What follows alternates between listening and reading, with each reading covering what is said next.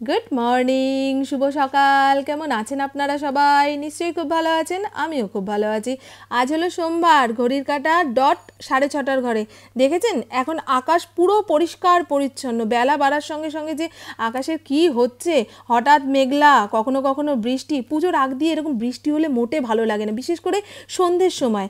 দেখবেন এখন একটু রাস্তাঘাটে বেরোলে না পুজো পুজো ব্যাপারটা মনের মধ্যে আসবে। চতুর্দিকে বাঁশ পড়ে গেছে কি বাঁশ বাঁধাও হয়ে গেছে, তারপরে লাইট লাগাবে, সেই স্ট্রাকচার তৈরি হয়ে গেছে, মানুষজন কেনাকাটার ভিড় লাগিয়েছে। তখন মনে হয় না বাবা, আমাকেও এবারে কেনাকাটা শুরু করতে হবে। আর ফড়িং এই দরজাটা দিয়ে রঙ্গিলাকে দেখলো। রঙ্গিলা মাঝে মধ্যেই না এখন বাইরের 2-4টে মহিলা কুকুরকে এনে বাড়ির ভেতরে তাণ্ডব চালাচ্ছে, আর ওটা দেখে ফড়িংয়ের মনেও এসে যাচ্ছে শোক যন্ত্রণা। আর আমার প্রতিদিনের সকাল শুরু হয় একটা থাইরয়েডের ওষুধ খেয়ে। আর এই ওষুধের কৌটোটা না আমি রান্নাঘরেই রেখে দিই। আপনারা হয়তো অনেকে বলবেন যে রান্নাঘরে ওষুধ কিংবা ওষুধ জাতীয় জিনিস রাখতে নেই, তাহলে সংসারের আয় ব্যয় কমে যায়। কি বলুন তো, এটা চোখের সামনে না থাকলে তো আমি ওষুধ খেতেই ভুলে যাব। আমার অধিকাংশ খাওয়ার আগের ওষুধ খাওয়ার পরে গিয়ে মনে পড়ে। চলুন এবারে পজিটিভ চিন্তা ভাবনা করতে করতে এক জায়গায় বসে এক মগ জল খেয়ে নিই। আমার বাবা সব সময় বলতেন সকালে খালি পেটে যখন জলটা খাবে তখন ভুলেও নেগেটিভ চিন্তা করবে না, পজিটিভ চিন্তা করলে পজিটিভ জিনিস পেট থেকে মাথায় যাবে, তাহলে সারা দিন পজিটিভ পজিটিভ কাটবে। দেখবেন সকালে ঘুম থেকে উঠে একটা গান যদি আমরা গুনগুন করে গাই, সেটা সারা দিন আমরা জেনে না জেনে মাথার মধ্যে মুখ থেকে আওড়াতে থাকি, হয় কি না? সেই জন্যই এবারে পুপুর টিফিনটা বানাবো। ওই যে বললাম কাল রাতে হঠাৎ করে বললো মা আমি সকালবেলায় কলেজ যাব। এবারে রাতে টিফিন কি দেবো না দেবো ভাবনা চিন্তা করে না রাখলে না সকালে উঠে আমি থতমতো খেয়ে যাই। আর এটা মনে হয় ইপি, ম্যাগির থেকে আমার ইপি খেতে ভালো লাগে জানেন। তবে আমি নিজের জন্য কখনো ম্যাগি ইপি বানিয়ে খাই না। পুপু যখন নিজের জন্য বানায় তখন আমিও মুখটা বাড়িয়ে দিয়ে বলি মা 1 চামচ দে না, আমার যে কী স্বাদ লাগে, মনে হয় বাবা অমৃত খাচ্ছি। দেখবেন আমরা প্রত্যেক দিন রান্নাঘরে রেঁধে বেড়ে সবাইকে খেতে দিচ্ছি, নিজেরাও খাচ্ছি, তাই সব কিছুই যেন একঘেয়ে, রান্নাঘরটাও একঘেয়ে আর নিজের হাতের রান্নাও একঘেয়ে। এখন যদি কেউ আলু সেদ্ধ ভাত মেখে মুখের সামনে এনে দেয়, ওহ কি অমৃত খাচ্ছি, হয় কি না বলুন তো? এক একজন সেলিব্রিটির মুখে শুনি তারা রান্না করতে কি ভালোবাসে, আমি তখন অবাক হই, কি করে ভাই, আমার তো রান্নাঘরে যেতেই ইচ্ছা করে না। তখন ভাবি ও তোমরা তো শখের রাঁধুনি। এই কি গো, এই ইন্দ্র ওঠো।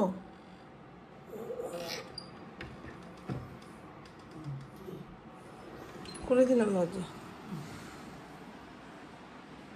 কি মা, তুমি আবার এসে ঘুমালে? ঘুমে পোষায়নি? ও বাবা গো। আর এই দেখুন এই ছোট্ট সুন্দর ফুলের বুকেটা কালকে পুপুর বন্ধু সৌমিতা আমার জন্য নিয়েছে। জন্মাষ্টমীর দিনও এই রকম তুলসী পাতা 2টো গোলাপ দিয়ে বুকে বানিয়ে গোপালের হাতে দিয়েছিল। তা আমি এত প্রশংসা করেছি, ওর মা আবার আমার ভিডিও দেখে আর ওদের ফুলের দোকান। তা কালকে সৌমিতা যখন আমার বাড়িতে এসছে তখন ওর হাত দিয়ে ওর মা এটা আমার জন্য পাঠিয়েছে। টাটা বাবা, ঠিক টাইমে জল খাবে, টিফিন খাবে, টাটা। পারলে আমার মাকে একটু দেখে এসো। উপরে যাই। গুড মর্নিং, শুভ সকাল। কেমন আছেন আপনারা সবাই? নিশ্চয়ই খুব ভালো আছেন, আমিও খুব ভালো আছি। আজ হলো সোমবার, ঘড়ির কাঁটা 7:45 ঘরে। পুপু ইন্দ্র সবই বেরোলো, আর ইন্দ্রকে বলে দিলাম আসার পথে কাঁচা লঙ্কা নিয়ে এসো, সবজি বাজার একটাও আনবে না। রোববার দিন আমরা যাচ্ছি, পুকুর খেলা রয়েছে বিহারে। তা একবার ভাবছিলাম যাব না, আবার ভাবছি দূর, বাড়িতে থেকে একার জন্য 3 দিন কি রাঁধবো কি বাড়বো। আর ইন্দ্র বাড়িতে না থাকলে অতটা টেনশন করি না কিংবা অতটা মিস করি না, কিন্তু পুপু ইন্দ্র দুজনেই বেরিয়ে গেলে ঘরটা যেন খালি খালি, ঘর কি বাড়িটা যেন খালি খালি। তো চলুন বন্ধু এবারে আসল আলোচনায় আসা যাক। আপনাদের কি পুজোর কেনাকাটা সব কমপ্লিট নাকি এখনো চলছে? আমি যে শাড়ি জামা কাপড় কিনবো সেই এনার্জিটা পাচ্ছি না, আর যে বাচ্চাগুলোকে জামা কাপড় কিনে দেবো সেটাও কিনতে যেতে ইচ্ছা করছে না। কি বলুন তো কি কারণে মনের অবস্থাটা এইরকম? আমাদের স্টেশন মার্কেটে এই পুজোর টাইমে যাওয়া যায় না, কিন্তু এবছরে সেই ভিড়টা নেই। সবাই বলছে অনলাইনে কেনাকাটার ঝোঁক বেড়েছে বলে এখন আর ওই দোকানে দোকানে ভিড় ভিড় হচ্ছে না, জানি না, একটুখানি বলবেন তো আপনারা কি পুজো পুজো ব্যাপারটা ফিল করতে পারছেন নাকি আমার মনের অবস্থাই এবছরে এই রকম। সে যাই হোক, গতকাল রাতে ওয়াশিং মেশিন থেকে সমস্ত ভেজা জামা কাপড় বালতি ভরে ওপর ঘরে তুলে রেখেছিলাম, তাই চোখে পড়ার সঙ্গে সঙ্গে মেলে দিতে পেরেছি। না হলে না এখন ভুলে যাই গো, ওয়াশিং মেশিনে জামা কাপড় কাঁচা অবস্থাতে থাকে তো থাকেই, যখন জামা কাপড় খুঁজে পাই না তখন ওয়াশিং মেশিন খুললে দেখি ও বাবা দুদিন আগে কেচে ধুয়ে তো ফেলে রেখেছিলাম। ছাদে জামা কাপড় মেললে তুলতে ভুলে যাই, কি জানি এখন খুব ভোলা রোগ হয়েছে গো। আর এই 2 দিন ধরে ভাদ্র মাসের রোদ আর গরম কাকে বলে টের পাইয়ে দিচ্ছে। জানলার সামনে যেটুকু রোদ এসেছিল সেই রোদের মধ্যে সব মাথার বালিশ কোল বালিশ একটুখানি গরম হতে দিয়েছি। যাদের ছাদ নেই তারা ভাবে ছাদ হলে সব কিছু নিয়ে ছাদে মেলবো, আর আমার ছাদ আছে, ভাবি উঠোন থাকলে এতগুলো সিঁড়ি ভেঙে আর ছাদেই যেতাম না, উঠোনেই ঝপ করে মেলে দিতাম, বৃষ্টি আসবে বললে টপ করে তুলে নিয়ে আসতে পারতাম। ওই যাই হোক, এর আগেও আমি অনেকবার বলেছি ছাদের থেকে উঠোনওয়ালা বাড়ি আমার বেশি পছন্দ। হ্যাঁ, আমি ছোটোবেলাতে উঠোনওয়ালা বাড়িতেই বড় হয়েছি। আমার বাপের বাড়িতে এত বড় একটা উঠোন ছিল, ওই উঠোনে পাড়ার সব বাচ্চা কাচ্চারা খেলতে আসতো, ওই জিনিসটা ভীষণ মিস করি জানেন। আমার ঘরে এই উটকো ধুলো যে কোথা থেকে আসে এখনও আবিষ্কার করে পারলাম না, কারণ মেইন রোড থেকে আমার বাড়ি কিন্তু অনেকটাই ভেতরে, তার উপরে সারা দিন জানলা কপাট দিয়ে রাখি, ওপরের ঘরে খুব একটা আসা হয় না, সেই কারণে সন্ধ্যের দিকে ধরুন আধা ঘন্টা 1 ঘন্টার জন্য খুলি, বেশিক্ষণ খোলা রাখলে আবার বাইরের মশা ঘরে ঢুকে পড়বে। আর শ্রীরামপুরের মশা হচ্ছে জগৎ বিখ্যাত, যারা জানেন না তাদের বলি, শ্রীরামপুরের এক একটা মশা পুরো বাঘের বাচ্চা, কামড়ে দিলে 4খানা সেলাই পড়বে। ভাববেন না আমি বাড়িয়ে বলছি, কাউকে জিজ্ঞাসা করে দেখবেন। আর ফড়িংয়ের তো এখন খুব লোম উঠছে, তা বিহারে যাওয়ার আগে ফড়িংকে যেখানে রেখে যাব বলে ভেবেছিলাম, ইন্দ্র সেখানে কথা বলতে গেছিলো, তা ওনারা বলছেন যে এখন তো ওদের খুব লোম উঠছে, রাখা যাবে না, ইনিয়ে বিনিয়ে বলছে। তা ইন্দ্র হাতে ধরে রিকোয়েস্ট করেছে, দাদা রাখবো না বললে চলবে না, কিন্তু এই 3টে দিন রাখতেই হবে। কি বলুন তো বন্ধু, আমি চাইলে বাড়িতে থেকে যেতে পারতাম, পুপু ইন্দ্রর কেউই থাকবে না, ওই 3খানা রাত এত বড় বাড়িতে একা একা থাকতে গেলে ওরা ফিরে এসে দেখবে মামনের বডি পড়ে রয়েছে। মামন ভূতের ভয় পায় না, কি বলুন তো, এই কেউ আসছে, বাড়িতে কেউ না থাকলে আমার খালি এরকম মনে হয় এই কেউ আসছে, এই দরজা ঠক ঠক করছে, বুঝেছেন। সোমবারে ফুল আসেনি, আজকে সব বালিশ কাঁথা রোদ্দুরে দিয়ে এসছি, এবারে একটু পরে পুজো দিতে যাবো, সব নামিয়ে নিয়ে আসবো, 1 ঘন্টা রোদ খাওয়ালেই এনাফ। আর এই তো স্নান ধান করে ঠাকুর পুজো দিতে যাব। ইন্দ্রকে জিজ্ঞাসা করলাম, কি গো সোমবারের ফুল আনোনি? ও বেচারা ফুল আনতে ভুলে গেছে, আবার অফিসের ছেলেটাকে ফোন করে দিল, সে এখন ফুল নিয়ে আসবে, তারপরে পুজো হবে, ততক্ষণে আমি 1 কাপ চা বানিয়ে খেয়ে নিই। এখানে ইন্দ্রর জন্য ছাতু মুড়ি মেখে রাখছি, উনি ছাতু মুড়ি ছাড়া সকালে ভারী কিছু টিফিন করতে চায় না, 2-2:30-এর মধ্যে চলে আসবে। তো আমাদের সকালের খাওয়া দাওয়াটাই এরকম বন্ধু, আমি এই খিদার টাইমে মানে সকালের খিদার টাইমে যদি ভারী কিছু খেয়ে ফেলি তাহলে সারা দিন পেটটা ভার হয়ে থাকবে, দুপুরের খাওয়া দাওয়া করতে পারবো না, আবার দুপুরের খিদেটা পাবে 3-3:30-এর সময়, তখন যদি একবার দাঁতে কিছু কেটে ফেলি তাহলে আমার বিকেল 5টা-5:30টার পর থেকে পেট ভর্তি, গলা জ্বালা, সেই কেমন একটা মরবো অবস্থা, বুঝেছেন। আমি সবই জানি যে একটু ভারী ব্রেকফাস্ট না করলে শরীর স্বাস্থ্য কখনোই ভালো হয় না, কিন্তু কি করব, আমার শরীর তো সাথ দেয় না সবার মতো ভারী ব্রেকফাস্ট করে দিন শুরু করা, তারপরে লাঞ্চ, তারপরে ডিনার, সে যাই হোক।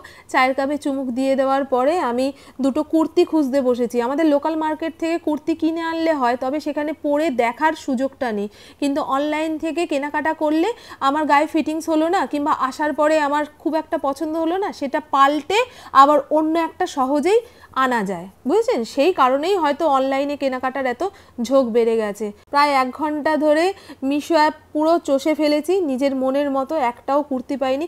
আমি না চকমকো কুর্তি শাড়ি পরতে পারি না, পরলে আমাকে মানায় না এরকম মনে হয়। সে যাই হোক, আজকে রান্না করব মুগের ডাল। আমাদের ঘরে যখনই বেশি করে মুগ ডাল আনে তখন একটু কড়াইতে টেলে নিয়ে ঠান্ডা করে কৌটোর মধ্যে ভরে রাখি, তবে এবারের মুগ ডালটা কড়া ভাজা করে রাখিনি, বুঝেছেন। সেই কারণে পরিমাণ মতন প্রেসার কুকারের মধ্যে নিয়ে একটুখানি টেলে একবার ধুয়ে জল ফেলে দিলাম। মুগ ডাল ভালো করে ভাজা না হলে ওই রান্না করার পরে যে গন্ধটা সেটা কিন্তু আসে না, একদম ঠিকঠাক করে ভাজতে হবে। আর মুগ ডালটা করব পনির দিয়ে। গতকাল ফড়িংয়ের জন্য ছানা আনতে গিয়ে একটু পনির নিয়েছে, আমাদের ঘরে না পনির খুব একটা খাওয়া হয় না, বুঝেছেন। পনিরের থেকে আমি সয়াবিনের তরকারি ভালো খাই। আর ইন্দ্র রাইফেল ক্লাব থেকে ফেরার পথে কতগুলো কুমড়ো ফুল নিয়ে এসছে। আমি ইন্দ্রকে কতবার বলেছি ওখানে যখন একটা গাছ হয়েছে তার দুখানা কচি কচি টাটকা ডগা কেটে আনবে, পোস্ত বাটা দিয়ে কুমড়ো শাক রান্না করলে কি ভালো লাগে না, সে শাকের কথা ভুলে যায়। যখনই রাইফেল ক্লাব থেকে ফিরবে 8খানা 10খানা 12খানা করে এই কুমড়ো ফুল টান দিয়ে ছিঁড়ে নিয়ে আসবে। কি বলবো বলুন তো। আর এই দেখুন মুগ ডালটাকে 2খানা সিটি দিয়ে নামিয়ে নিয়েছি। এর থেকে বেশি সিটি দিলে মুগ ডাল পুরো ফ্যান ফ্যান হয়ে যাবে। রান্না সবাই করতে পারে, কিন্তু রান্নার জন্য যে ধৈর্যটা সেটা যদি রান্নার সময় না দেওয়া হয় তাহলে ওই মা পিসিমার মতন যে রান্নার টেস্ট সেটা আসবে না। আমি বলছি না আমার রান্নার টেস্ট ওই মা ঠাকুমাদের মতনই হয়, তবে চেষ্টা করি তাদের মতো করার, বুঝেছেন। আমি এর আগেও বলেছি আমার হাতের রান্না এর আগে যারা যারা খেয়েছে তারাই কিন্তু প্রশংসা করেছে। এখানে পনিরটাকে অল্প একটু ভেজে নেব, ভাজতে গিয়ে কড়াইয়ের মধ্যে লেগে যাচ্ছিল, কিন্তু পনিরটা এত সফট ছিল, মিষ্টির দোকান থেকে এনেছে। এই মিষ্টির দোকানের পনির মিষ্টি যে কি ভালো হয়, তবে প্যাকেট করা পনির কিন্তু একটু শক্ত শক্ত থাকে। দেখবেন পনিরটা ভেজে তুলে ডালের মধ্যে দিয়ে নিয়েছি, আর ওই তেলের মধ্যে দিয়েছি গোটা জিরে, তেজপাতা আর শুকনো লঙ্কা, আর অল্প একটু হিং দিয়েছি। যে ডাল খেলে আপনাদের পেট ভার করে সেই ডাল সম্বাদ দেওয়ার সময় 1 চিমটি হিং দিয়ে দেবেন, তাহলে দেখবেন আর পেট ভার করবে না। এখানে আদা আর কাঁচা লঙ্কা বাটা ছিল সেটাও দিয়ে দিলাম, পরিমাণ মতন হলুদ, জিরের গুঁড়ো, অল্প একটুখানি লঙ্কার গুঁড়োও দিয়েছি, কারণ যে কাঁচা লঙ্কাটা আমি দেবো সেই কাঁচা লঙ্কাতে ঝাল নেই, বুঝেছেন। এখানে মশলাটা ভালোভাবে কষানো হয়ে গেলে আগে থেকে সেদ্ধ করে রাখা মুগ ডাল পরিমাণ মতন জল মিশিয়েছি। যেমন ঘনত্বের ডাল রান্না করবেন ততটাই জল মিশিয়ে নেবেন। তার মধ্যে চেরা কাঁচা লঙ্কা আর ভেজে রাখা পনিরগুলো দিয়ে রেখেছিলাম সব শুদ্ধ মশলার মধ্যে ঢেলে টকবক করে ফোটাবো। নামানোর আগে অল্প একটুখানি ঘি গরম মশলা দিয়ে নাবিয়ে ফেললেই হয়ে যাবে পনির দিয়ে মুগ ডাল। একবার এইভাবে ডাল রান্না করে খেয়ে দেখবেন। আমি ভাজা মশলা দিয়েছি গরম মশলার বদলে। আর এই তো এখানে আমি আমার ভাতটাও বেড়ে নিয়েছি, কুমড়ো ফুলের বড়া, লাল লাল করে আলু ভাতে মাখা, পনির দিয়ে মুগ ডাল আর 1খানা কাঁচা লঙ্কা। বিগ বস দেখতে দেখতে খাওয়া শেষ করব। এখানে ফড়িংয়ের খাওয়া দাওয়া কিন্তু কমপ্লিট।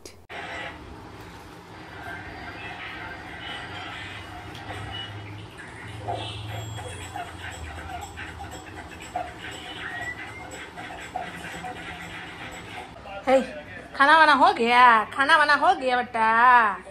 হ্যাঁ, ফড়িংয়ের মুখটা কেমন চিকন হয়ে যাচ্ছে দেখুন। আগে বেশ ভরা ভরা ছিল, গালটা শুকিয়ে যাচ্ছে, রোদ পড়ে গেল। এই যে এখন বেলা ছোট, সকালে ঘুম থেকে ওঠার পরে কাজকর্ম সারতে না সারতেই সন্ধ্যা। মাঝখানে সময়টুকু যে কিভাবে কেটে যায়। ওই দেখো, এই জামা কাপড় তুলে ঘরে নিয়ে রাখি। এখন বৃষ্টির কোনো মা বাবা নেই, যখন তখন চলে আসছে, বুঝেছো। ঘরে ঢোকো। দেখো কিভাবে শুয়ে রয়েছে। ঘরের দুয়ার থেকে উঠতে বললো, এই দুয়ারে এসে এভাবে শুলো। গেট আটকে। ওঠ, কিভাবে শুয়ে থাকে দেখো তো। মনটা খারাপ গো, মনটা খারাপ।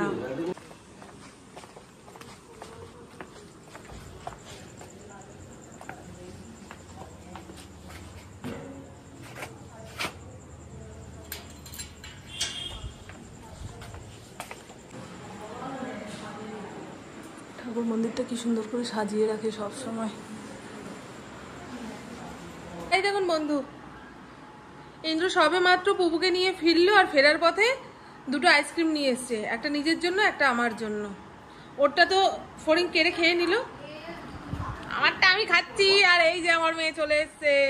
ইয়ে, ও আমার মেয়ের হাতেও রয়েছে। বাবা এই দেখুন, হাতের দিকে তাকিয়ে দাঁড়িয়ে রয়েছে। আর দেওয়া যাবে না, অনেক খেয়েছো। এবার আমারটা আমাকে খেতে দাও।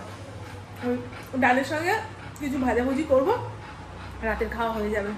তো চলুন বন্ধু, হ্যাঁ আমার বকবক আজকের মতন এইটুকুই। আপনারা সবাই খুব খুব খুব ভালো থাকবেন, নিজের শরীরে খেয়াল রাখবেন, সুস্থ থাকবেন, আর অল টাইম স্মাইল করতে হবে। টাটা, খুব ভালো থাকবেন। আজকে আমাদের যোগব্যায়াম সেন্টারে মেডিটেশন করিয়েছি, খুব খুব রিল্যাক্স ফিল করছি। মাঝে মধ্যে এই মেডিটেশন করালে খুব ভালো হয় জানেন। দাঁত শিরশির করে অতিরিক্ত ঠান্ডা কিছু খেলে।